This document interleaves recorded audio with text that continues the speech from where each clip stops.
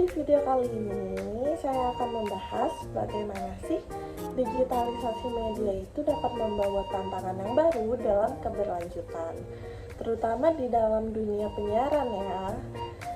Jadi di era digital ini kita semua tuh sudah merasakan dan menikmati betapa mudahnya kita dalam menonton film, mendengarkan musik, nonton berita, atau bahkan kita juga bisa menyebarkan berita. Itu semua tuh kita sudah merasakan betapa mudahnya di zaman sekarang ini.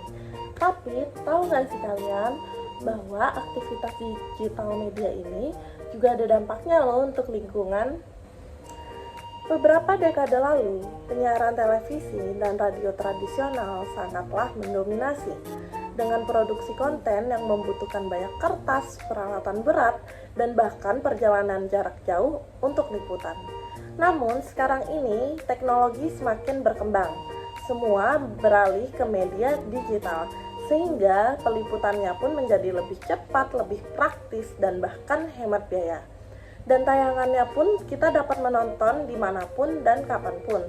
Yang biasanya kita dapat menonton di aplikasi seperti YouTube, TikTok, Netflix, atau bahkan aplikasi lainnya. Tapi di sisi lain yang tanpa kita sadari, saat kita sedang menonton film, bermain game, atau bahkan mendengarkan podcast, kita itu menggunakan energi. Dan data itu tuh disimpan dan diproses melalui pusat data, dan itu tuh membutuhkan listrik dalam jumlah besar.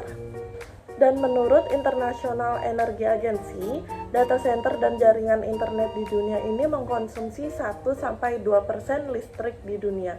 Dan bayangkan saja jika kita menonton streaming selama 1 jam, dan itu tuh dengan kualitas video yang sangat tinggi, itu tuh dapat menghasilkan emisi karbon sebanyak 55 gram. Dan jika dikalikan dengan semua orang yang ada di dunia ini, sehari-harinya itu sangatlah besar. Nah, ini tuh merupakan tantangan yang besar dalam keberlanjutannya industri media.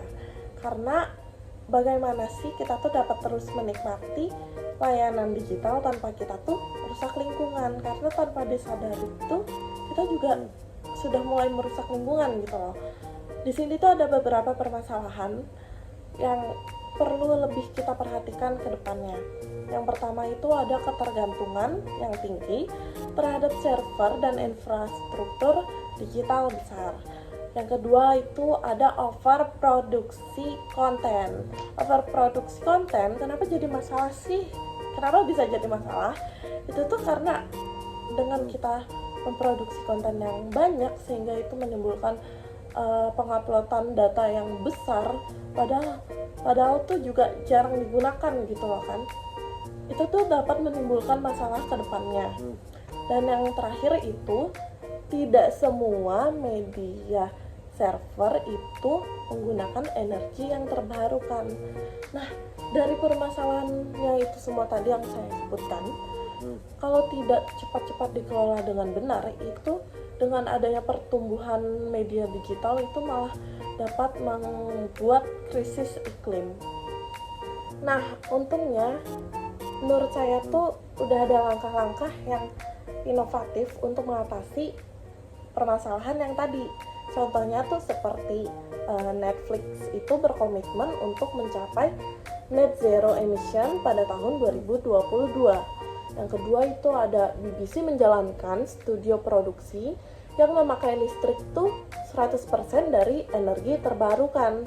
Yang ketiga itu ada beberapa startup media kecil yang juga mulai memakai server berbasis energi hijau.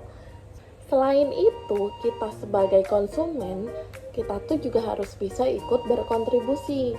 Misalnya, seperti memilih kualitas video yang standar, tidak perlu HD, mengunduh konten untuk ditonton offline sehingga mengurangi beban jaringan, mendukung platform yang transparan tentang penggunaan energi hijau. Oke. Jadi memang digitalisasi itu memang membawa banyak kemudahan dalam hidup kita.